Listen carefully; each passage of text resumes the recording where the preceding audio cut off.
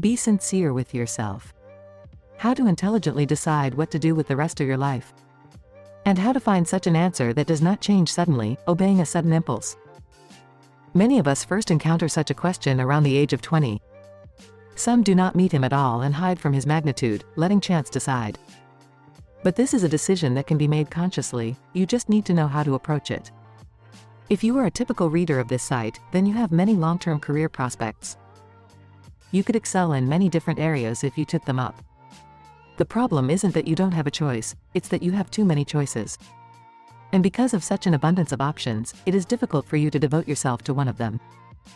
You probably made some decisions in the past, but only to change your mind soon. The problem with the outside-in approach. Most likely, your upbringing tells you that choosing a career is necessary from the outside in.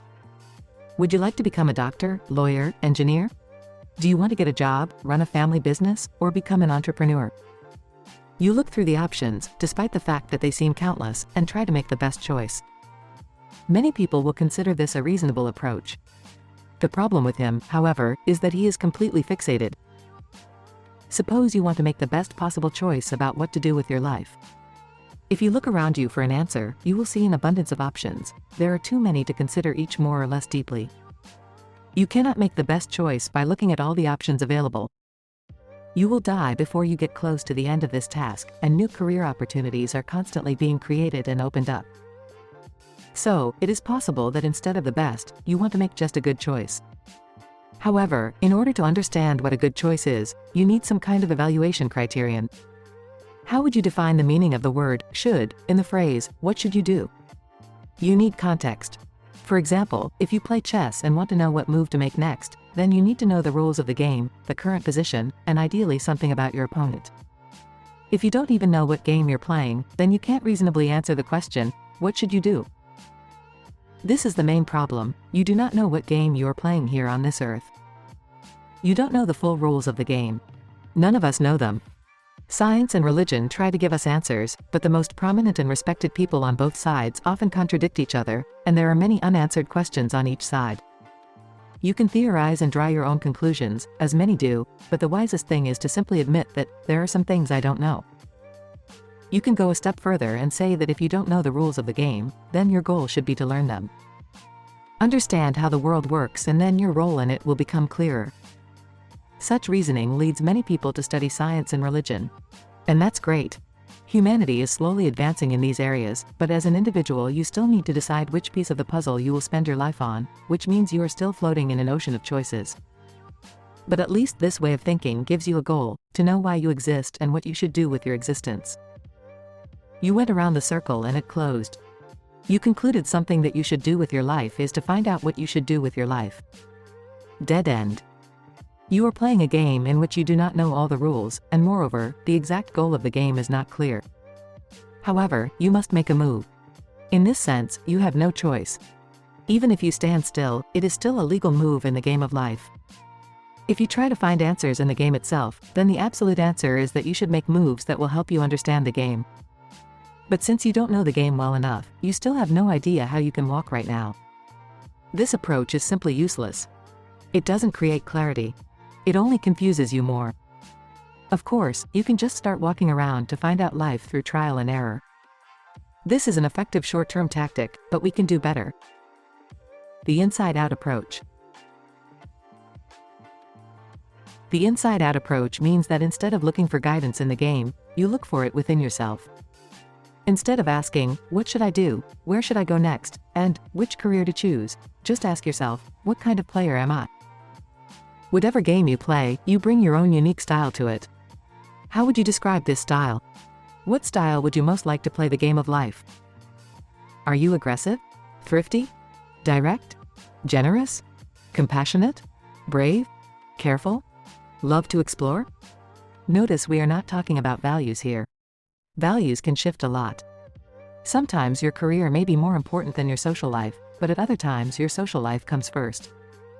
In this case, we are talking about character traits inherent only to you. Who are you at the very core of your being? How would you describe the I that you are? What do you love the most? I love to grow. It's so ingrained in me that I can't help but grow. Another property of my essence is courage. I have an almost innate desire to want to run towards fear, not away from it. And the third component is freedom. I love amazing personal freedom, especially when it comes to using my time. Things that are the opposite of these qualities repel me. The opposite of growth is stagnation or complacency, not decline, because even in decline you can learn something from it. The opposite of courage is cowardice. And the opposite of freedom is imprisonment. Therefore, the one who is opposite to me will try to lead a stagnant, cowardly, and limited existence. Once you have identified what kind of player you are, you can begin to play the game of life by infusing your own character into it. Every time you don't quite understand the rules of the game, add a part of yourself to them. That is, if it is not clear to you which career to choose, look for the answer inside, not outside. This will greatly limit the number of possible options and allow you to make a fairly reasonable choice. The better you know yourself, the more intelligently you can narrow your search. As your inner focus improves, your outer world will also become sharper. To be, not to do. Let's say you listed your main character traits. How can you use them to make long-term career choices? First of all, let's redefine your idea of a career. Forget for a moment about positions, responsibilities, goals, projects, and tasks. Consider a career as a way of expressing your essence.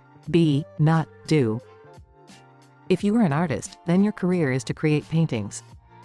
But what makes a painting a masterpiece? Brush movements or canvas? Or maybe the education of the artist? What creates a masterpiece is the artist himself.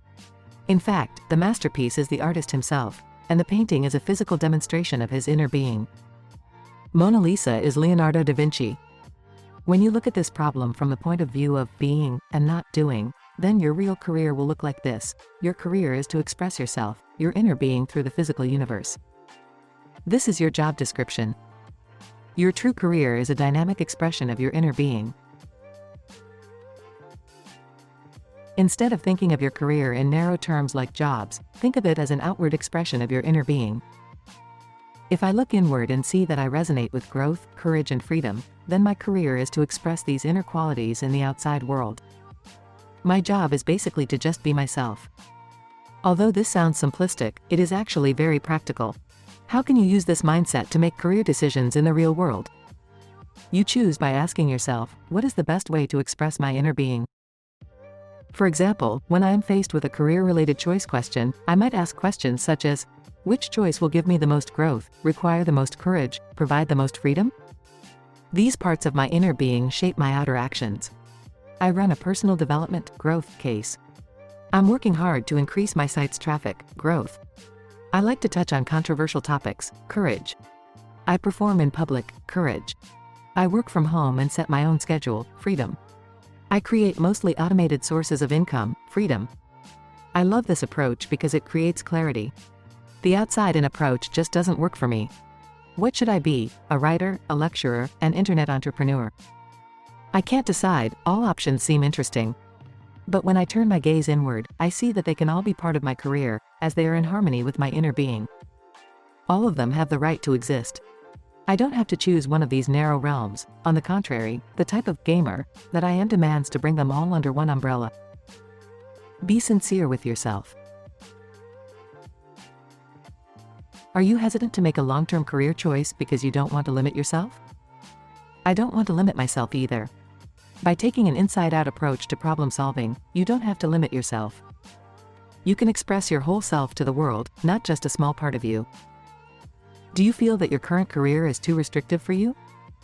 Do you enjoy your work, but are you thinking of other things you could do? Why not find a way to do them too? Stop thinking in terms of A or B and start thinking in terms of A and B. What happens if you redefine your career as the outer expression of your inner being? What parts of your inner being are not being expressed enough outward now? Are you not using your intellect? Cutting back on your creativity? Suppressing your sense of humor? Don't turn your career into a soul prison. If your inner self wants to unfold, let it do so. Be sincere with yourself.